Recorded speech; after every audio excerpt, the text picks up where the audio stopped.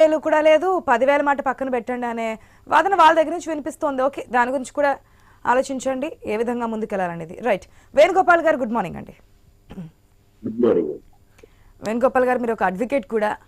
అవినీతి రహిత, కరప్షన్ లేకుండా ముందుకెళ్ళబోతున్నాం, దీని ద్వారా చాలా వరకు కరప్షన్ అడ్డుకుంటామని చెప్తూ ఉన్నారు సీఎం. ఎంతవరకు ఇది ఉపయోగపడుతుంది? ఈ మధ్యకాలంలో మనం చూసాం సైబర్ క్రైమ్ అనేది ఏ విధంగా జరుగుతుందో, ఏ స్థాయిలో జరుగుతుందో. ప్రతి ఒక్క టెక్నాలజీని ఉపయోగించుకొని ముందుకెళ్తున్నారు. ఒక దాని మీద మనం అవగాహన కల్పించేటప్పటికి మరొక అంశాన్ని వారు ఆయుధంగా మలుచుకుంటున్నటువంటి సిచ్యువేషన్. ఇటువంటి టైంలో ఈ వాట్సాప్ గవర్నెన్స్ అనేది ఎంతవరకు సహకారపడుతోంది, ఎంతవరకు ప్రయోజనకరంగా ఉంటుంది ఈ అవినీతి రహిత లేదంటే ఎటువంటి కరప్షన్ లేకుండా ఉండడానికి? ఆశా గారు, ముందుగా మీకు అదేవిధంగా ఐ న్యూస్ యాజమాన్యానికి, ప్రేక్షకులకి, ఛానల్లో పాల్గొనే పెద్దలందరికీ కూడా హృదయపూర్వకమైనటువంటి జనసేన పత్రిక నమస్కారాలమ్మా.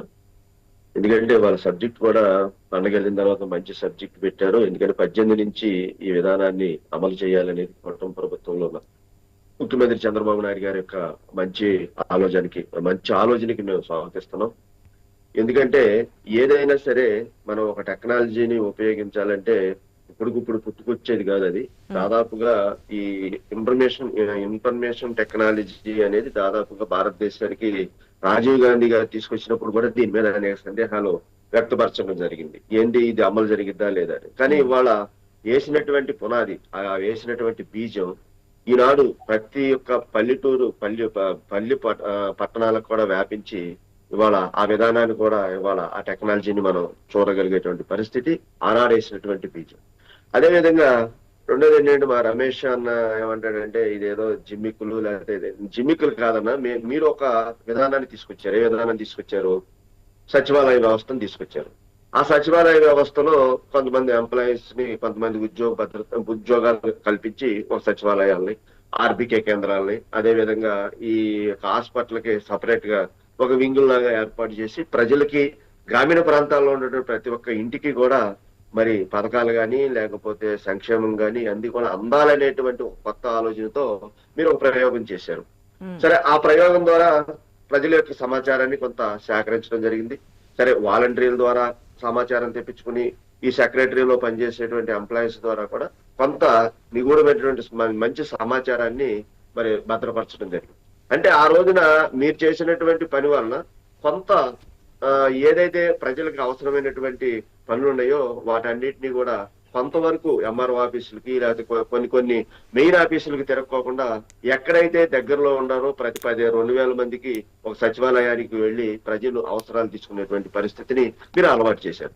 అదే విధంగా ఇవాళ తదనంతరం ఇవాళ ఫోన్లు ఉన్నాయి. ఇవాళ చిన్న టీ తాగినా కూడా ఇవాళ ఫోన్ పేను ఉపయోగించేటువంటి పరిస్థితి. ఫస్ట్ లో అనుకున్నారు ఫోన్ పే అంటే ఇది ఎవరో బాగా చదువుకున్న వాళ్ళకో, లేకపోతే ఇది చాలా అంటే అభివృద్ధి చెందినటువంటి రాష్ట్రాలకో, లేకపోతే ధనిక రాష్ట్రాలకో, జిల్లాలకో వ్యాపించింది అనే పరిస్థితి నుంచి ఇవాళ అట్టడుగున్నటువంటి గ్రామీణ ప్రాంతంలో ఉన్నవాళ్ళు కూడా, ఎక్కడ సముద్ర ప్రాంతంలో ఉన్నవాళ్ళు కూడా ఇవాళ ఫోన్ పే సదుపాయాన్ని ఉపయోగించేటువంటి పరిస్థితి ఉంది. ఎందుకంటే వాళ్ళకి చదువు రాకపోయినా, వాళ్ళ దగ్గర ఫోన్ లేకపోయినా కూడా పక్కన వాళ్ళని బతిలాడుకుని ఏదో ఒకటి తెలుసుకుని ఆ విధానం ఒకటి ఉంది, దాని ద్వారా కూడా మనం సేవలు అందించుకోవచ్చు అనేటువంటి పరిస్థితులు రాను మరి అట్టడుగున్నటువంటి తీర ప్రాంత ప్రజలు కూడా ఇవాళ అవగాహన వచ్చినటువంటి పరిస్థితి ఈ యొక్క టెక్నాలజీ మీద ఆధారపడి. అదేవిధంగా పరిపాలనలో ఇవాళ ఒక ఎంప్లాయీస్ ఉన్నారు, వాళ్ళు ఒక వింగుగా ఉంటారు.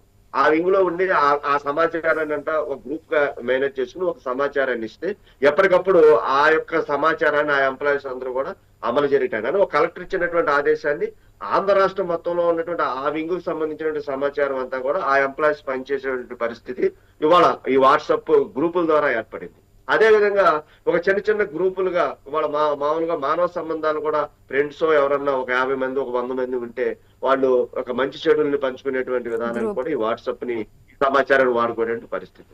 అలాగే అలాంటి పరిస్థితుల్లో నుంచే మరి ఈ టెక్నాలజీని అనుభవం కలిగినటువంటి చంద్రబాబు నాయుడు గారు ఈ కూటమి ప్రభుత్వంలో మరి పవన్ కళ్యాణ్ గారి యొక్క సహకారంతో గాని, తర్వాత మంత్రివర్గ సహచరుల యొక్క సహకారంతో గాని ఒక మంచి ఆలోచన చేయడం జరిగింది. మరి రాళ్ళు రప్పల్లో ఉన్నటువంటి హైదరాబాద్ లో ఒక హైటెక్ సిటీని నిర్మించి దాదాపుగా ఇవాళ టెక్నాలజీ అంటే ఏంటో ప్రపంచానికి తెలియజేసినటువంటి మొట్టమొదట మాట్లాడుకునేది హైదరాబాద్ హైటెక్ సిటీ. మరి ఆనాడు అనుకున్నారు కొండలో గుట్టలో రాళ్లలో చంద్రబాబు నాయుడు గారు పనిలేక చేస్తున్నాడు అనుకున్నారు. కానీ ఇవాళ ఆ యొక్క దాన్ని ఇవాళ ప్రపంచం గుర్తించేటువంటి స్థాయికి ఇవాళ మనకు కరోనా పరిస్థితి వచ్చింది. కరోనాలో మనం బయటికి రాలేనటువంటి పరిస్థితులు, మానవ సంబంధాలు తెగిపోయినటువంటి పరిస్థితులు, కోర్టులకి కక్షిదారులు వెళ్ళలేనటువంటి పరిస్థితుల్లో ఇవాళ ఈ వాట్సాప్ ద్వారా మరి అక్కడ జడ్జి గారు ఉన్నటువంటి పరిస్థితుల్లో వాట్సాప్ ఆన్ చేస్తే అక్కడ ఉన్నటువంటి ఎవరైతే కక్షిదారులు ఉండో హాజరయ్యి మరి సమాధానం చెప్పేటువంటి పరిస్థితి.